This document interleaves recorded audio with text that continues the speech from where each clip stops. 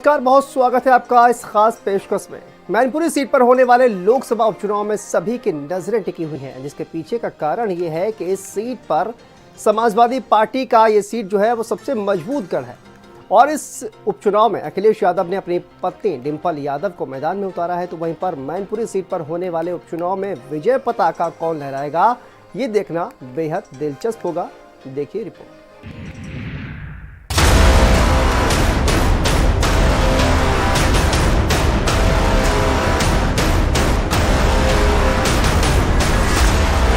उत्तर प्रदेश के मैनपुरी में मुलायम सिंह यादव की सियासत ऐसी थी कि 1989 से आज तक लोकसभा चुनाव में कोई भी मुलायम या उनके चुने हुए प्रत्याशियों को शिकस्त नहीं दे सका। करीब 3 दशक बाद यहां मुलायम सिंह के बगैर हो रहे चुनाव में मुकाबला काफी दिलचस्प हो चुका है। समाजवादी पार्टी के सामने जहां अपनों की एकजुटता पहली चुनौती है, तो वहीं इस बार एड़ी से चोटी तक सीट कब्जाने की कोशिश में लगी है भारतीय जनता पार्टी। वहीं अब सपा के लिए भारतीय जनता पार्टी की ताकत से जूझना भी अग्नि परीक्षा होगी। गुजरात और हिमाचल प्रदेश के विधानसभा चुनाव के साथ साथ इस वक्त यूपी के उपचुनाव भी चर्चा में है।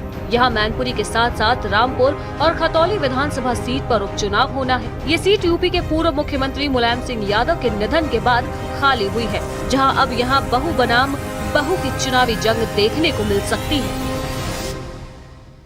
देखिए, मैनपुरी की जनता हमेशा माननीय नेताजी के लिए बहुत प्रिय रही, बहुत खास रही। नेताजी ने बहुत प्यार, बहुत स्नेह, बहुत वक्त, बहुत एफर्ट वहां पे दिया है और अब वो जिम्मेदारी माननीय राष्ट्रीय अध्यक्ष श्री अखिलेश यादव जी के कंधों पर है, समाजवादियों पर है कि हम लोग जो नेताजी का दिया हुआ संस्कार है, जो नेताजी का सिखाया हुआ रास्ता है, उस पे चलते हुए मैनपुरी की जनता की सेवा कर सकें, उनकी उम्मीदों पे खड़े उतर सकें, उनके हर सुख दुख में खड़े हो सकें। समाजवादी लोग हमेशा रहे हैं, आगे भी हमेशा बने रहेंगे। ये चुनाव बहुत बड़ी मार्जिन से जीत के आएंगे। बहुत अच्छा फैसला है। मैं हमारे माननीय राष्ट्रीय अध्यक्ष श्री अखिलेश यादव जी को धन्यवाद कहूंगी और साथ ही साथ मैं कांग्रेचुलेट करना चाहूंगी माननीय डिंपल भाभी जी को। और हम सब साथ में लगने वाले हैं और बहुत मजबूती से हम ये चुनाव लड़ने वाले हैं और जीत के आएंगे। बहुत सारी रणनीतियां हैं, उसे 1 सेकंड में 1 मिनट में कंसाइज करके बता पाना इट्स डिफिकल्ट, एंड जब हम ग्राउंड पे जाएंगे तो it will be totally visible to everyone कि हम वहाँ क्या करने वाले हैं। वहीं मैनपुरी के जातीय समीकरणों की बात करें, क्षत्रिय 2.25 लाख वोटर, यादव 4,25,000 वोटर, ब्राह्मण 1,10,000 वोटर, लोधी 1 लाख, शाक्य वोटर 3,25,000, वैश्य 70,000 वोटर, जाटव 1,20,000 वोटर, मुसलमान 55,000 वोटर। समाजवादी पार्टी पिछले चुनाव में यादव, शाक्य और मुस्लिम मतों के समीकरणों पर चुनाव जीतती आई है, लेकिन लोकसभा चुनाव में भाजपा की तरफ से शाक्य प्रत्याशी उतारने से सपा के सामने मुश्किलें आ गई थी। इसके लिए सपा ने अन्य जातियों में सेंध लगानी शुरू कर दी। बीजेपी के शाक्य प्रत्याशी उतारने से मुकाबला दिलचस्प हो गया था। पार्टी ने अपने परंपरागत वोट बैंक के अलावा अन्य पिछड़ी जातियों के मतदाताओं को पार्टी के साथ लामबंद करने की कवायद तेज कर दी थी। इसके लिए पार्टी नेतृत्व ने 5 सांसदों को भी लगाया था। जातीय समीकरणों के आधार पर कहा जा सकता है कि उपचुनाव में सपा और भाजपा के बीच कांटे की टक्कर होगी। हालांकि यादव परिवार की बहू उतरने की वजह से पलड़ा भारी हो गया है। यहाँ तो सपा हमेशा रही और हमेशा रहेगी, क्यों आज दिन तक भाजपा ने अभी तक रोजगार और उस रोजगार के बाद विकास क्या किया है भाई। 7 साल होने जा रही हैं, योगी जी को आए और उसके बाद केंद्र में भी मोदी जी आए हुए हैं। उन्होंने देखा क्या हो रहा है। मुलायम सिंह के नाम पर वोट जाएगा यहाँ से। हम तो जो है सपा को वोट देते हैं, सपा को मुलायम सिंह चले और गए, इसलिए सपा को ही वोट देंगे। सहानुभूति पर वोट देंगे। यहाँ हिसाब से तो कोई समीकरण नहीं बदलेगा, डिंपल जीत जाएगी। क्या वजह रहेगी मुलायम सहानुभूति जीतने का? मुलायम की सहानुभूति मिलेगी और इस क्षेत्र में काफी समाजवादी वोटर है। ऐसा है कि यहाँ पे मुलायम सिंह जी के हिसाब से ज्यादा वोट पड़ता है। 4 इलाके हैं, कुराली, जसवंत नगर, किसनी और मैनपुरी। भोगांव में असर कुछ कम रहता है। टक्कर के हिसाब से तो अगर लोकप्रियता के हिसाब से देखा जाए तो डिंपल आगे है, ठीक है। दूसरी चीज अर्पणा को मतलब लाएंगे और यादव वोट बाहुल है यहाँ पर। दूसरी जो डिम्पल को लाभ मिलेगा, जो मुलायम सिंह जी एक्सपायर हो गए हैं, एक तो सामाजिकता के हिसाब से मानवीय दृष्टिकोण भी आदमी को खींच ले जाता है। मुलायम सिंह यादव के निधन के बाद खाली हुई सीट पर जहां एक और सपा के लिए साख बचाने की चुनौती है, वहीं भारतीय जनता पार्टी रामपुर और आजमगढ़ के बाद विपक्षी पार्टी का एक और मजबूत गढ़ भेदने की तैयारी में जुटी है। हालांकि अभी दोनों ही पार्टियों की तरफ से किसी उम्मीदवार के नाम का ऐलान साफ तौर पर नहीं हुआ है। मैनपुरी में जो है वो डिम्पल यादव को प्रत्याशी बनाया गया है और रामपुर में अभी सपा ने प्रत्याशी नहीं बनाया। आप लोगों की क्या तैयारी है? हम समय रहते अपने प्रत्याशियों की घोषणा करेंगे। भारतीय जनता पार्टी अपनी कार्यकर्ताओं के बलबूते आदरणीय प्रधानमंत्री नरेंद्र मोदी जी की गरीब कल्याण योजनाओं को लेकर के जन जन में है और आदरणीय मुख्यमंत्री जी की जो लॉ एंड ऑर्डर की बात है वो जनता सराहना कर रही है। हम सभी उपचुनाव में प्रचंड बहुमत से जीतेंगे और विजय सीट दर्ज करेंगे। प्रदेश में मैनपुरी लोकसभा, रामपुर व खतौली विधानसभा सीटों के लिए 5 दिसंबर को उपचुनाव होना है। नतीजे 8 दिसंबर को सामने आएंगे। यूं तो मैनपुरी लोकसभा सीट समाजवादी पार्टी का मजबूत दुर्ग रही है और उसमें सेंधमारी का लक्ष्य भाजपा के लिए आसान नहीं है। स्पेशल रिपोर्ट, भारत समाचार। तो भारतीय जनता पार्टी रामपुर विधानसभा सीट पर होने वाले उपचुनाव को पूरी आक्रामकता से लड़ने की तैयारी में है। मैनपुरी लोकसभा और रामपुर विधानसभा सीटें अब तक भाजपा के लिए अभेद्य दुर्ग साबित हुई हैं। भाजपा के लिए इन दोनों सीट पर खोने के लिए कुछ भी नहीं है, लेकिन इन्हें जीतने के लिए और खास राजनीतिक मायने भी होंगे और संदेश भी जाएगा। देखिए रिपोर्ट।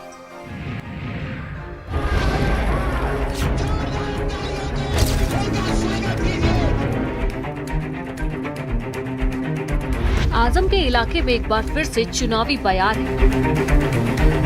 रामपुर की सत्ता के लिए फिर भाजपा की हुंकार है और अपना कद साबित करने के लिए आजम खां एक बार फिर से तैयार है। इस बार जिन सीटों पर चुनाव होना है उनमें पश्चिमी यूपी की एक रामपुर विधानसभा सीट भी है, जिस पर लंबे समय से आजम खां की तूती बोलती रही है। 1996 का चुनाव छोड़ दिया जाए तो 4 दशक से आजम खां ही यहाँ पर सर्वे सर्वा है, लेकिन अब उनकी विधायकी रद्द होने के बाद 5 दिसंबर को यहाँ चुनाव होना है। माना जा रहा है कि जैसे लोकसभा उपचुनाव में अखिलेश यादव ने प्रत्याशी तय करने के लिए आजम खां को फ्री हैंड दिया था, उसी तरह से विधानसभा उपचुनाव में भी होगा। यानी आजम खां की सीट पर प्रत्याशी कौन होगा ये खुद आजम खां ही तय करेंगे। और इस बार सबसे चर्चित नाम आजम की पत्नी तंजीम फातिमा है। इस बार आजम खान का विकल्प ढूंढेंगे या आजम खान जिनको कहेंगे उन्हीं को वोट देंगे? आजम खान को क्यों देंगे, जिसको हमारा जाता है उसी को देंगे। फिलहाल तो देखिए विकल्प ही ढूंढा जाएगा। आजम खान के तो कोई चांस लग नहीं रहा है कि इस बार क्या कहेंगे और क्या नहीं कहेंगे। सर कुछ विकल्प ढूंढेंगे इस बार आप? का मैं तो ढूंढूंगा नहीं, मैं तो पान वाला हूँ एक छोटा सा, मैं तो गरीब आदमी हूँ, मैं क्या ढूंढूँ? ये बता दो मुझे, कोई नेता कुछ नहीं दे रही है कोई।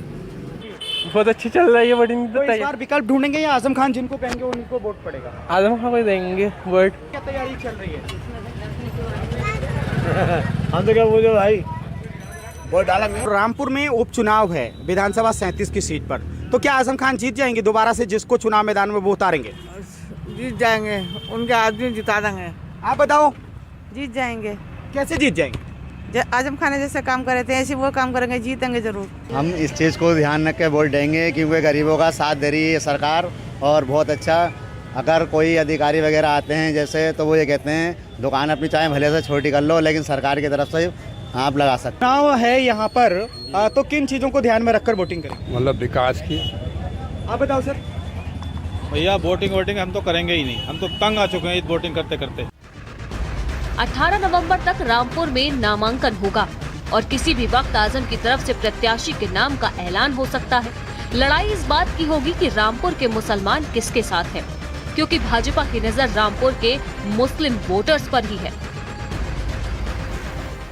जो आप वोट पड़ेंगे तो आजम खान जिसको खड़ा करेंगे जीत जाएंगे या भारतीय जनता पार्टी कहीं जीत जाएगी? भारतीय जनता पार्टी। भैया इस टाइम शहर का कोई माहौल का पता नहीं, वोटर का आज के ज़माने में कह ही नहीं सकते कि किसके साथ है, लेकिन फिर भी बीजेपी का जोर पकड़ लिया। लेकिन उम्मीद बीजेपी की और इनकी टक्कर बराबर की रहेगी और भगवान जाने जीतेगा कौन।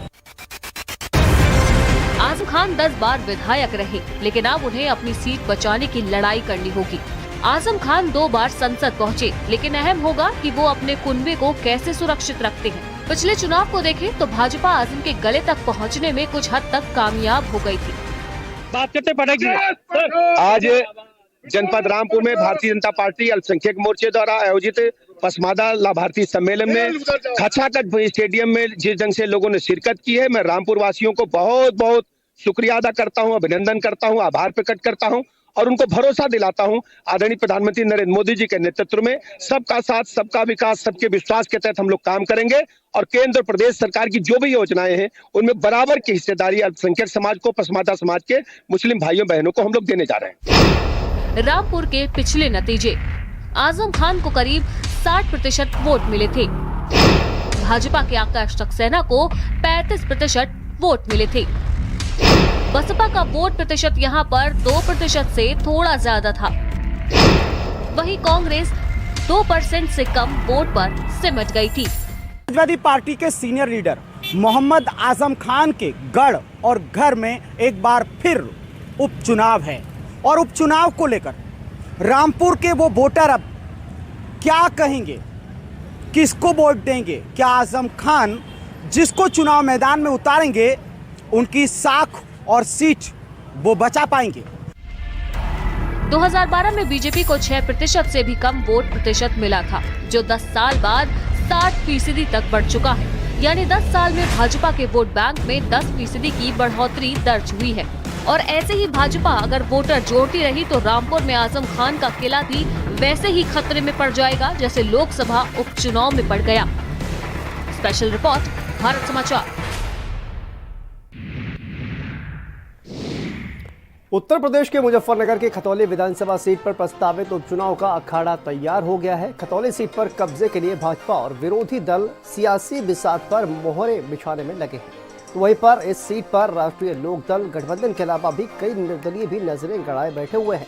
अब खतौली में किसके नाम की चर्चा तेज है, इस रिपोर्ट में देखिए।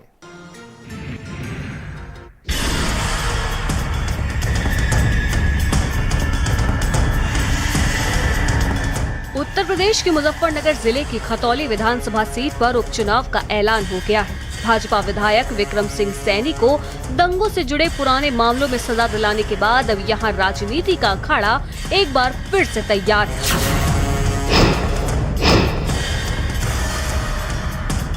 खतौली विधानसभा सीट पर अभी भारतीय जनता पार्टी का कब्जा है। हालांकि यह सीट कभी भी किसी पार्टी विशेष का गढ़ नहीं रही है। 2 बार से बीजेपी की झोली में आ रही इस सीट पर रालोद, बसपा, सपा, सीपीआई तक जीत दर्ज कर चुकी है।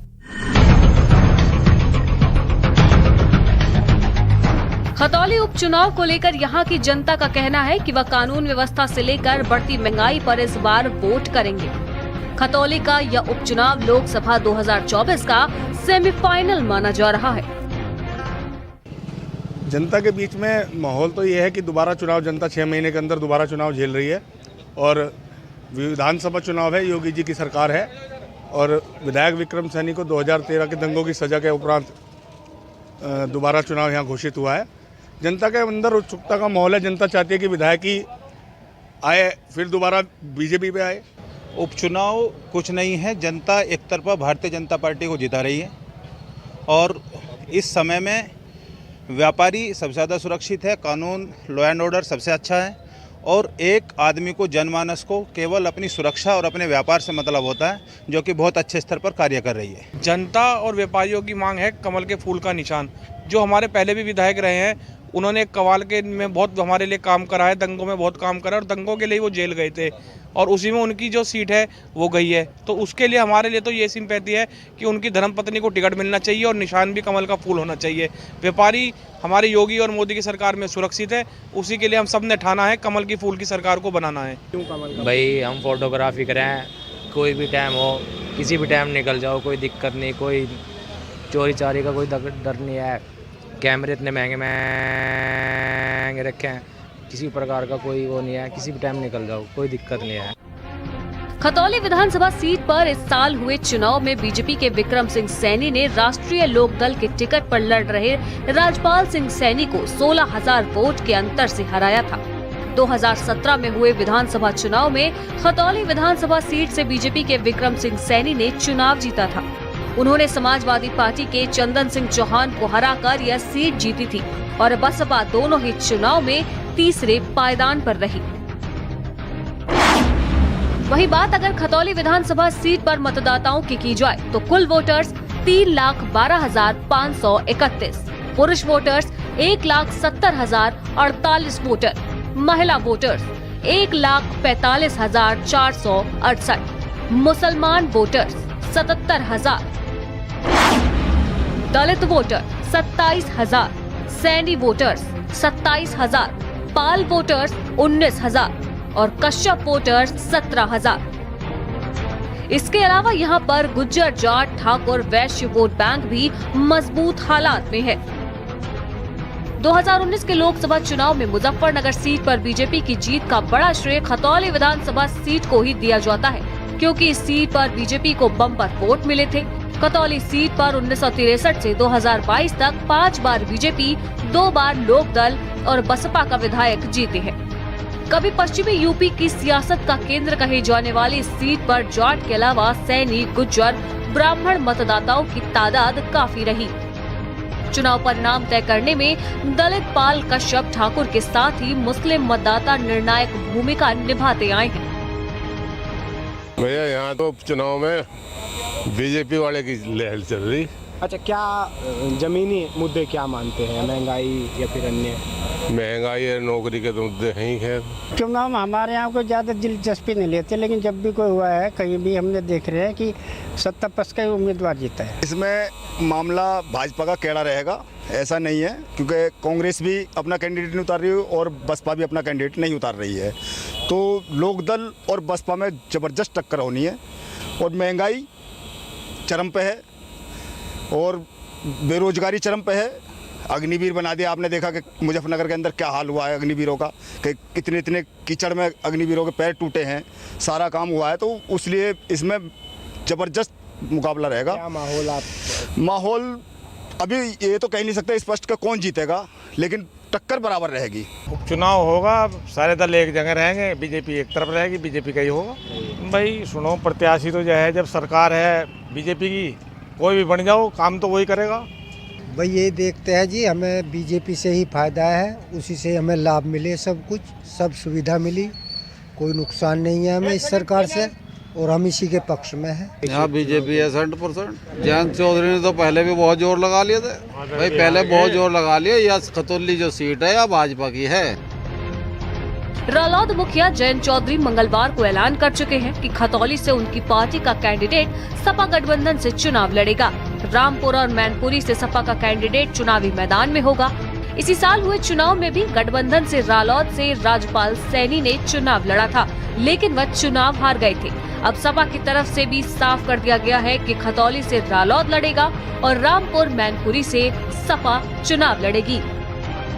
मुजफ्फरनगर से सचिन त्यागी की रिपोर्ट, भारत समाचार।